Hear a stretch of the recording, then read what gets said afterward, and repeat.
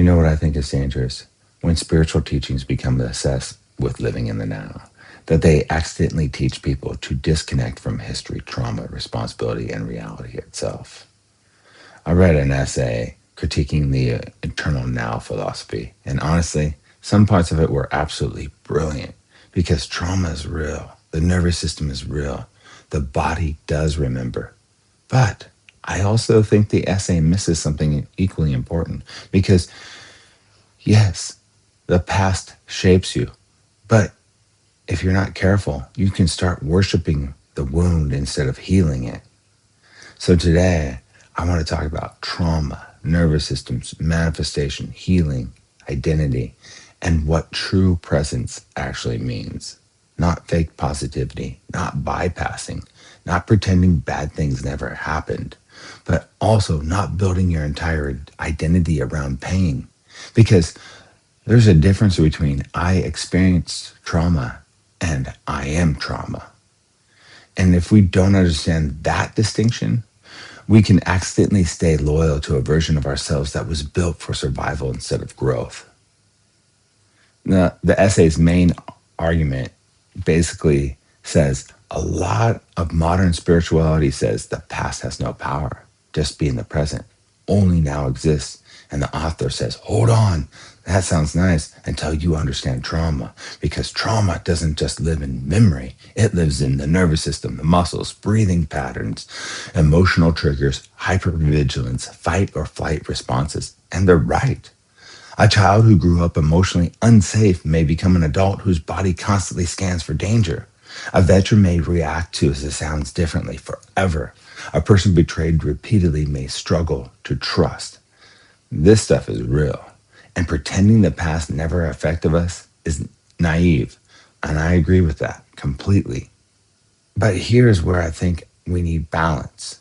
There is a huge difference between acknowledging trauma and unconsciously building an identity around it. That's the danger.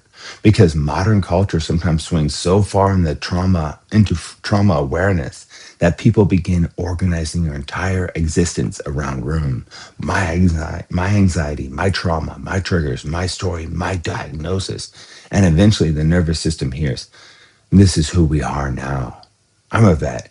And the system doesn't reward healing and getting better. It rewards being broken, needing things. You get paid to stay broken, basically. If you fix yourself, maybe your pay will go down. So people stay broke. They keep the story. They tell the pain over and over and over again, and they keep it alive. And eventually the nervous system hears, this is who we are now. Listen carefully. The body keeps the score, but the body also rewrites the score. That's called neuroplasticity. Human beings adapt. We heal. We rewire. We update, transform. Otherwise, therapy wouldn't work. Meditation wouldn't work. Exposure therapy wouldn't work. Forgiveness wouldn't work. Habit change wouldn't work.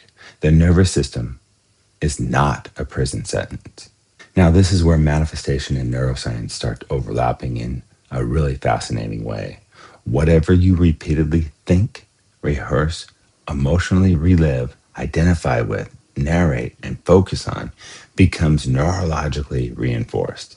Remember, attention, repetition, identity, behavior, reality patterns. That's not just manifestation philosophy, that's neuroscience. Neurons that fire together, wire together. So eventually we have to ask, at what point does honoring the wound become rehearsing the wound? That's the hard question.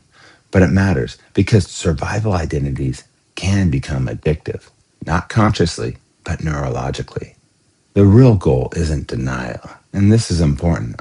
I'm not saying pretend the past didn't happen. No, that's spiritual bypassing. The real goal is acknowledge fully, integrate consciously, identify minimally, meaning feel the grief, process the pain, understand the conditioning, respect the nervous system, honor history, but do not unconsciously become the past forever.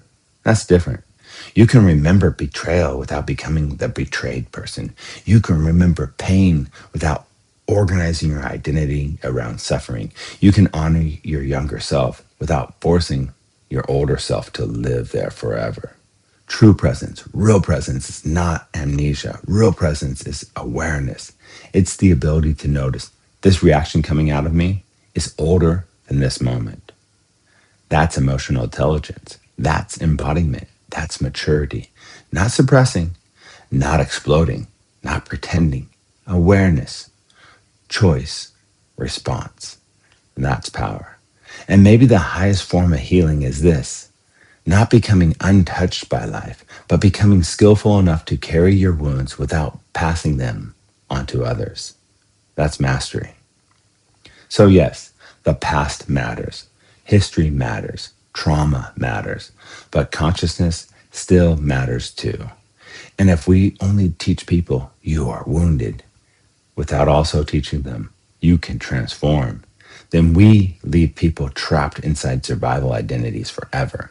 The goal isn't to erase the past. The goal is to stop unconsciously recreating it, because your past may explain you, but it does not have to eternally author your destiny. That is where healing begins. Go in love and peace. I wish you wisdom and understanding. Enjoy this day.